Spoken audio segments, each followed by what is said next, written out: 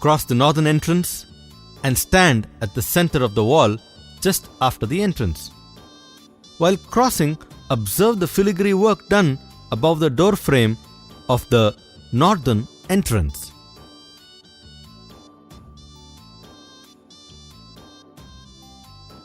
There are 2 figurines in dancing pose attached to the pillar that you see after crossing the northern door. In between 2 figurines in the middle section of the wall, you can see Vishnu who is sitting with Lakshmi.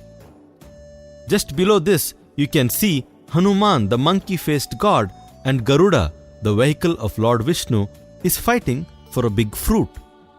You can also see that Vishnu's Sudarshana Chakra from the sculpture above has cut the fruit exactly in 2 pieces to resolve the fight for the fruit.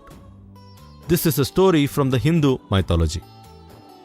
The figurine that you see on your right is in a dance pose called Tribhanga, a speciality of Indian classical dance form. Tribhanga, literally meaning 3 parts break, consists of 3 bends in the body, at the neck, waist and knee, hence the name Tribhanga. The body is oppositely carved at waist and neck, which gives it a gentle S shape and is considered the most graceful and sensual of the Indian classical dance positions. The one on the left is another figurine.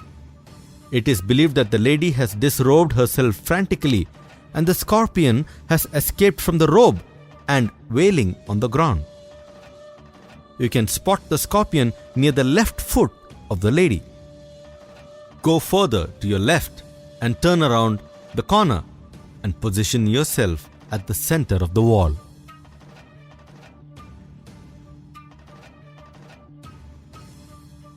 Look for a sculpture which is in a sleeping position. This is another form of Vishnu.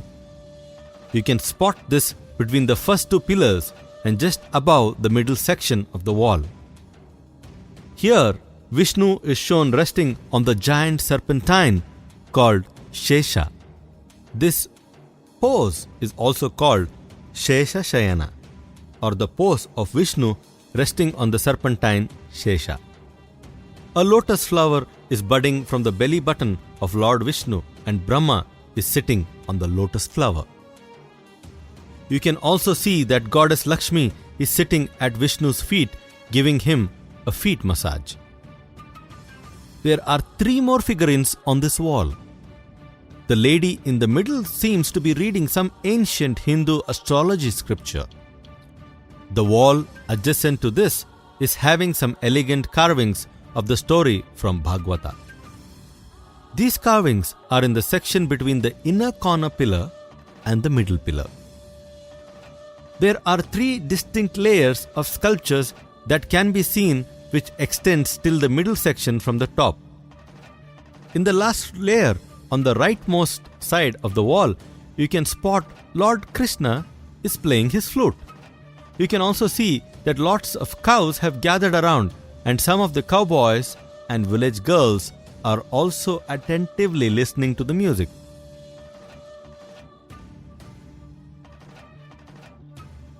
The figurine attached to the middle pillar on the wall in this section is playing a Carnatic stringed musical instrument called Nagveena. The tail part of the instrument is shaped like the head of the snake. Just next to this is another beautiful figurine who is getting ready. You can also see that the maid at the bottom corner is showing her mirror, and another maid servant on the bottom right corner is giving her ornaments. Again, appreciate the multi-layered necklace carvings where the artist has created a gap between 2 layers. As you turn around the corner, you will enter the next section of the structure. In this section, you will see few more beautiful figurine carvings in various dancing poses.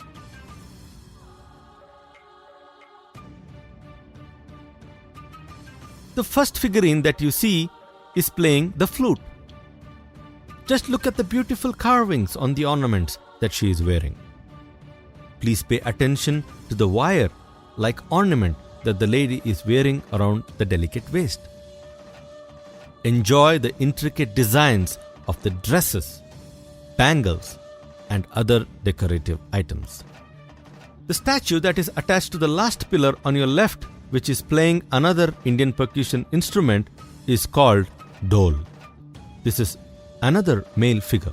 The figurine attached to the middle pillar is another delicate figurine who is being helped to wear toe rings by a maidservant. You can observe that the lady has stretched the last two toes of her left foot so that the maid could insert the toe ring in the second and the third toe.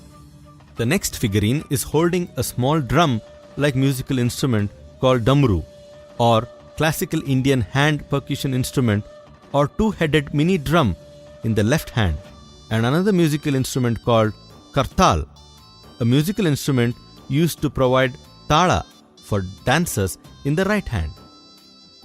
Just next to it, at the corner, is another figurine who is trying to protect her modesty from the mischievous monkey which is trying to pull her dress.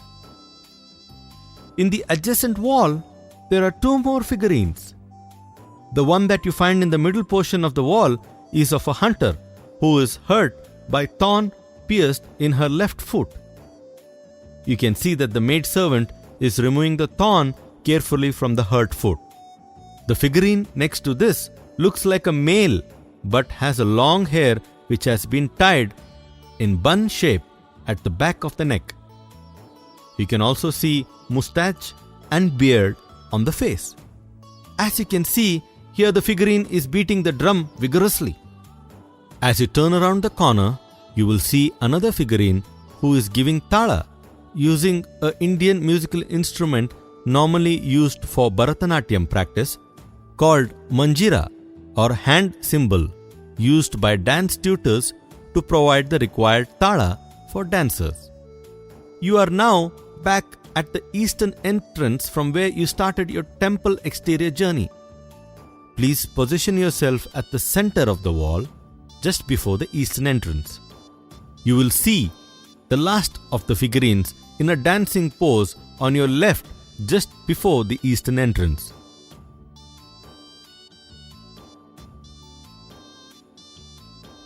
In the middle section between the two pillars, you see that a man is sitting in a royal posture, and on the both sides he is flanked by his court ministers, family members, army officials, and other important ladies. This is the scene of King Narasimha.